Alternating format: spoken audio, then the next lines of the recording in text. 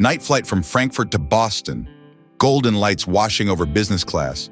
Wine flowing and laughter echoing through the rows of expensive seats. The illusion of safety and luxury that money can buy. A CEO sat with crossed legs, arrogant eyes sliding toward the man beside her, worn jacket, calloused hands gently helping his little girl fall asleep. A single dad in business class? Must be a discount ticket, she said, half joking, half contemptuous. He stayed silent, just smiled, carefully pulled the blanket over his daughter. Suddenly the plane shook violently. The captain's voice screamed over the speakers. "Autopilot's gone! Any fighter pilots on board?" And the man she had mocked stood up. Gabriel Weiss, 43 years old, single father, lean and strong build, salt and pepper hair, eyes that held the calm of someone who had stared death in the face and chosen to live anyway. Gabriel had been a fighter pilot with the German Air Force. His call sign was Hawk 1, a name whispered with respect in military circles, a name that meant precision and courage and the kind of skill you cannot teach, only earn through blood and fire.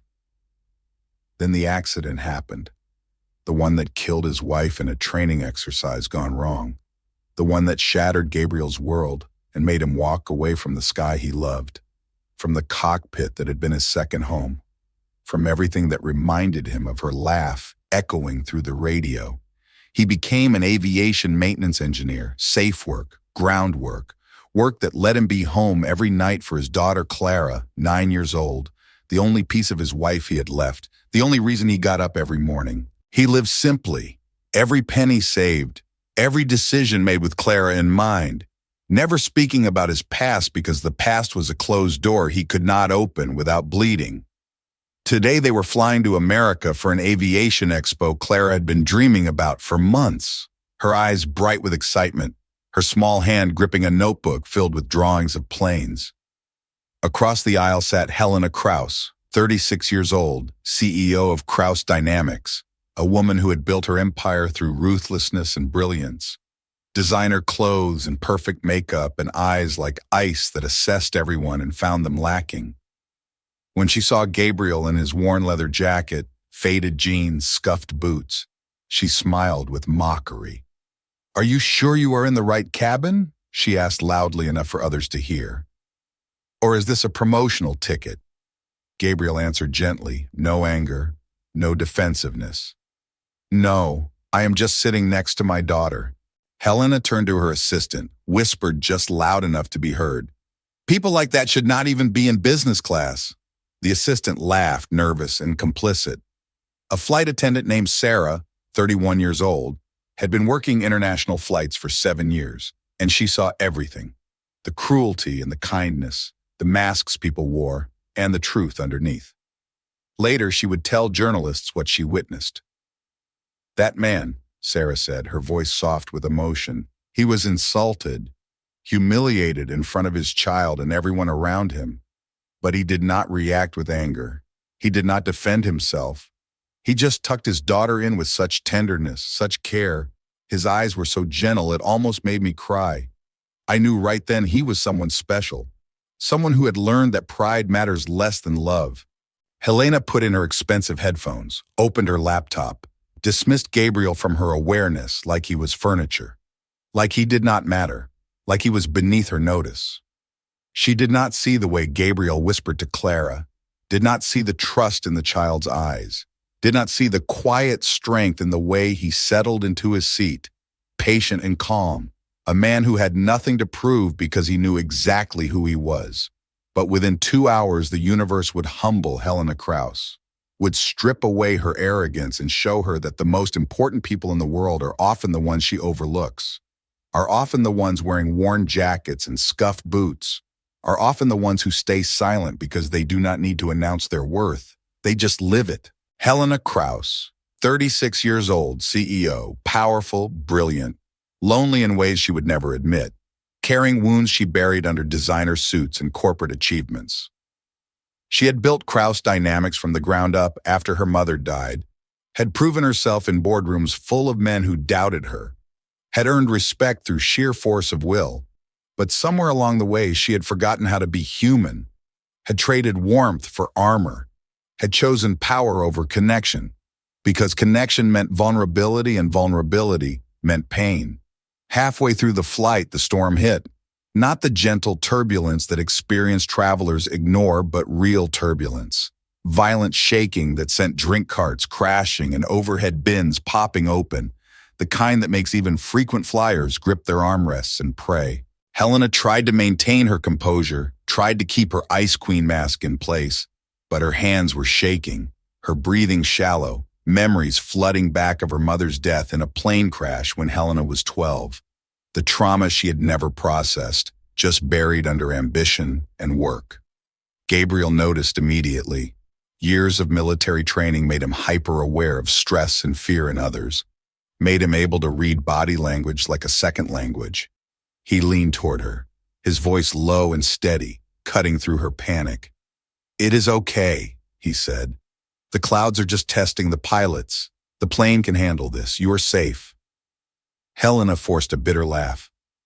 "You seem to know a lot about planes," she said, her voice sharp with fear disguised as sarcasm. "A little," Gabriel replied calmly. "I worked with them for quite a while." When she asked where, he just smiled. "In the sky." The turbulence grew worse, the plane dropping suddenly, passengers screaming, oxygen masks deploying, the nightmare scenario. Clara woke up frightened, grabbed her father's hand, and Gabriel immediately focused on her, stroking her hair, whispering reassurance. "Daddy is here. Do not be afraid. I promise you are safe." Helena watched this scene, and something cracked in her chest, a memory surfacing of being 12 years old, scared and crying, and her father too busy with business calls to comfort her, too important to hold her hand, too powerful to show tenderness. She had never been held like Gabriel was holding Clara, had never felt that kind of unconditional safety, and watching it now in the middle of a storm 30,000 feet above the earth, she felt something she had not felt in years. She felt envious of a child. The lights flickered, went out, emergency lighting casting everything in eerie red, and Helena lost her composure completely, breathing fast, tears threatening.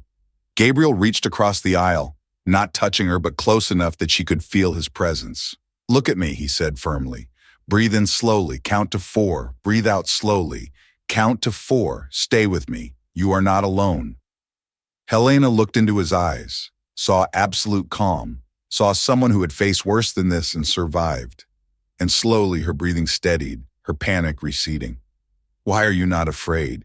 she whispered when she could speak again. Gabriel smiled gently. "I lived for many years at this altitude," he said. "If I was afraid, I could never come home to my daughter, and she is my reason for everything. Fear has no place when love is stronger." In that moment, Helena understood that she had been wrong about this man, completely wrong. He was not weak or poor or beneath her. He was someone who had chosen love over ego, had chosen his daughter over his own pride, and that was a kind of strength she had never encountered in her corporate world. A passenger sitting 2 rows back, James Rodriguez, a professor from MIT, would later write in a viral blog post, "I watched a CEO mock a single father, then watched that same CEO fall apart during turbulence while the father stayed calm, and then I watched something beautiful happen. I watched her realize she was wrong, watched her see him clearly for the first time, watched judgment turn into respect. It was one of the most powerful transformations I have ever witnessed. Proof that crisis reveals character, and sometimes that revelation changes everything." The turbulence passed, the plane stabilized, and Helena sat in silence processing what had just happened, processing how quickly her arrogance had dissolved when faced with real fear, how this man she had dismissed had been the only source of calm in the chaos, how wrong she had been about everything. She wanted to apologize but did not know how, wanted to thank him, but the words felt inadequate. So she just sat there feeling smaller than she had felt in years, feeling like maybe all her success and power meant nothing if she could not even treat people with basic human decency. Clara fell back asleep, exhausted from fear, and Gabriel tucked her in carefully, then turned to Helena with kind eyes. "Are you okay?" he asked simply. No judgment, no mockery, just genuine concern. Helena nodded, unable to speak, and Gabriel smiled. Good, he said. Flying can be scary if you are not used to it, but you are very brave. The words were so sincere, so free of condescension, that Helena felt tears spill over, and she turned away quickly, embarrassed, but also feeling something shift inside her, some wall beginning to crack, when the sky revealed who he really was. The calm after the turbulence lasted 20 minutes, passengers relaxing, flight attendants cleaning up, everyone grateful the worst was over, but the worst had not even begun. The captain's voice suddenly blasted through the speakers, panic barely controlled. Autopilot is offline. The captain is unconscious. Does anyone on board have experience flying fighter jets or commercial aircraft? The cabin went absolutely silent.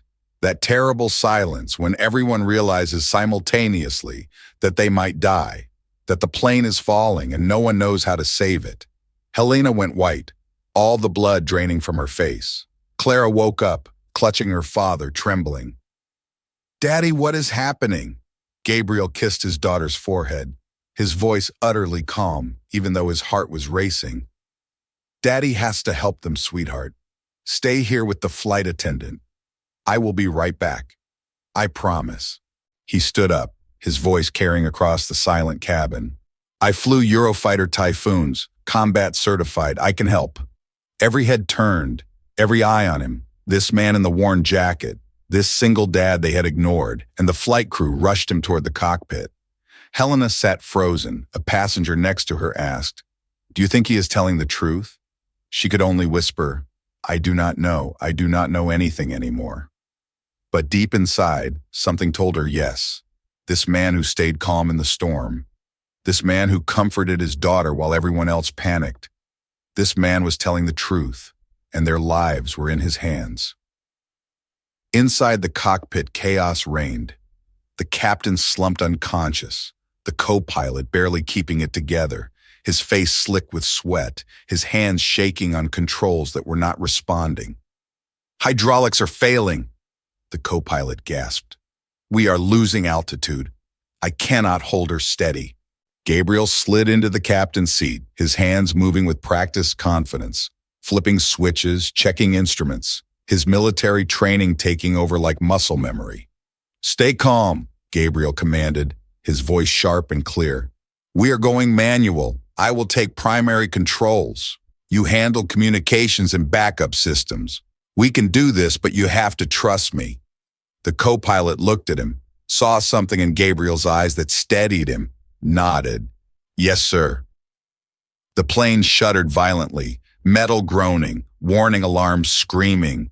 They were in a controlled fall, 32,000 feet and dropping fast. Gabriel's hands moved across the controls with surgical precision, compensating for the failed hydraulics, using emergency backup systems, drawing on every hour he had spent in the cockpit of fighter jets that were designed to be unstable, designed to push the limits of what was possible. Outside the windows, nothing but black clouds and lightning. Inside, nothing but Gabriel's calm voice, talking the co-pilot through each step, explaining what he was doing, why, building confidence, building hope. We are going to divert to Shannon Airport, Gabriel said. It is closer than Boston. We can make it, but the landing will be rough. Notify ground crew. Tell them to foam the runway. In the cabin below, passengers were praying, crying, holding hands with strangers, making peace with death, writing texts to loved ones that might never send. Helena sat rigid, her eyes closed, and for the first time in years she prayed, not to God or the universe, but to Gabriel. Please save us. Please come back. Please let me apologize for how I treated you. Please give me a chance to be better. 25 minutes of flying on pure instinct and experience. Gabriel fighting the wounded plane through storm and malfunction, sweat dripping into his eyes, arms burning with effort, but his voice never wavering, never showing fear, because the co-pilot needed him to be steady, needed him to be certain even if he was terrified inside. We have the runway, the co-pilot said, hope creeping into his voice. We are going to make it. Gabriel did not answer, too focused on the approach, calculating wind speed and angle in 1,000 variables, threading the needle between catastrophe and survival. Landing gear, he commanded. The co-pilot deployed it. They both held their breath, and the landing gear locked into place, one miracle among many. Full flaps, speed 130, here we go. The plane hit the runway hard, too hard, sparks flying, metal screaming, passengers thrown forward, but the wheels held. The plane skidded and bounced and finally stopped completely, silence for 3 heartbeats, and then explosion of relief. People sobbing and laughing and applauding, alive, impossibly, wonderfully alive. Gabriel emerged from the cockpit drenched in sweat, his hands shaking now that the adrenaline was fading, and Helena was there, tears streaming down her face. "You saved us," she whispered. "You saved all of us." Gabriel smiled tiredly. "I just did what I was trained to do," he said simply. Then the twist, a man in an expensive suit pushed through the crowd, older, distinguished, furious. "Do you think saving one flight makes you worthy of my daughter?" he demanded. Helena went white. "Father, what are you doing here?" The man was Krauss, chairman of Krauss Dynamics, Helena's father, and he had been on the flight in first class. Gabriel looked at him calmly, no intimidation, no deference. "I did not save anyone to earn anything," he said quietly. "I saved them because I could not stand by and do nothing, because 218 people deserve to go home to their families, that is all." Helena stepped between them, tears still on her face. "Father," she said, her voice shaking with emotion, "he saved our lives. He saved your life. The least you can do is show some respect." Krauss stared at his daughter, saw something in her eyes he had not seen in years, saw her standing up to him, saw her defending someone else, and for once in his powerful life he had nothing to say, just nodded slowly and walked away. Helena turned to Gabriel, started to speak, but he was already moving toward Clara, who was running to him crying, and he scooped her up and held her while she sobbed into his shoulder. And Helena watched this reunion and understood that she had spent her whole life chasing the wrong things. Chasing power when what mattered was moments like this. Love like this. Connection like this. The news exploded worldwide. Single dad saves 218 passengers from disaster. Former fighter pilot emergency landing hero. The videos from passengers' phones went viral. Gabriel walking out of the cockpit exhausted, Clara running to him, Helena crying. The whole dramatic scene replayed millions of times across every platform. Journalists camped outside Gabriel's apartment. TV networks offered 6-figure deals for exclusive interviews. Everyone wanted a piece of the hero, but Gabriel refused them all, just went home with Clara and closed the door on the circus outside. 1 week later, Helena stood outside that same apartment building holding a small model Eurofighter Typhoon. She had searched 3 stores to find it, not sending an assistant but going herself, and now she stood here nervous in a way she had not been nervous since she was a teenager. She knocked, heart pounding. Clara opened the door, saw Helena, and squealed. "The airplane lady!" She grabbed Helena's hand and pulled her inside with the pure, unself-conscious joy of children who forgive easily and love freely. The apartment was small, maybe a quarter the size of Helena's office, but it was warm and lived in and filled with evidence of love, Clara's drawings covering the walls, photos of Gabriel and his late wife, a worn couch that had clearly been jumped on many times. Gabriel emerged from the kitchen wearing a t-shirt and jeans, flour on his hands, surprised but not displeased. "I am making cookies," he said with a small smile. "They might be terrible, but Clara loves them anyway." Helena held out the model plane, feeling foolish. "I did not know what to bring," she said. "For someone who saved my life, saved everyone's lives, nothing seemed adequate, so I brought this." Clara took the model reverently. "It is perfect," she said. "Can you stay for cookies, please?" Helena looked at Gabriel, saw him nod, and something in her chest loosened, some knot of tension she had carried for years. They sat around the small table eating cookies that were indeed slightly burnt, but tasted like heaven because they were made with love, and Helena talked more freely than she had in years, told them about her mother's death in a crash, about how flying had terrified her ever since, about how she built her company as a way to control the thing that had taken her mother. "I thought if I was powerful enough I could prevent loss," she said quietly. "But power does not protect you from pain. It just isolates you from comfort." Gabriel listened without interrupting, without offering empty platitudes, just listened with full presence. And when she finished, he spoke softly. "I lost my wife too," he said. "In a training accident. She was a pilot, one of the best. And when she died, I wanted to hate flying, wanted to blame the sky. But then I realized something." He looked at Clara with infinite tenderness. She loved flying. It was where she was most alive, most herself. And hating it would be hating part of her. So instead I chose to love what she loved, to teach Clara to see the sky as beautiful instead of dangerous, to honor her memory by living fully instead of hiding from fear. Helena felt something break open inside her. Years of frozen grief melting. She was crying now, really crying. Not the controlled tears of a CEO maintaining image, but the raw sobs of a person finally letting go. Clara came around the table and hugged her, this 9-year-old child offering comfort to a 36-year-old woman. And Helena held her and cried and felt more human than she had felt in decades. From that day, Helena came back regularly, at first once a week, then twice. Then almost every evening, she played board games with Clara, helped Gabriel cook dinner, sat on the worn couch, and talked about everything and nothing. The paparazzi noticed. Photographs appeared in tabloids. Billionaire CEO and hero pilot. Unlikely romance. But Helena did not care about the headlines, did not care about image management. She just cared about the feeling she got sitting in that small apartment, the feeling of being valued for who she was instead of what she owned. At a board meeting where she announced the creation of the Falcon Foundation, a scholarship program for children of fallen pilots, Helena's voice was different, softer, more genuine. When the board asked about her inspiration, she just smiled. "Someone taught me what real courage looks like," she said. "Not the courage to win battles or close deals, but the courage to love completely, to be vulnerable, to put others first even when you are terrified. And I want to honor that lesson by helping others the way I was helped."